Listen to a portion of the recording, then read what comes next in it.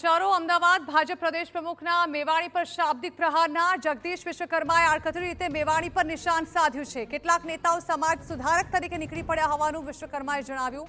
રસ્તાઓ પર અને વિધાનસભામાં બૂમાબૂમ કરતા હોય, ગમે તેટલી બૂમાબૂમ કરો, સમાજના બાળકોને ગુમરાહ નહીં કરી શકો। મોટા અવાજે સ્ટેજ પર બોલવાથી કંઈ જ ન થાય। આપણા સમાજના દીકરા કે દીકરીને ગુમરાહ કરવા નીકળે છે। હું સમાજનો દીકરો છું, હું સમાજ સુધારવા નીકળ્યો છું।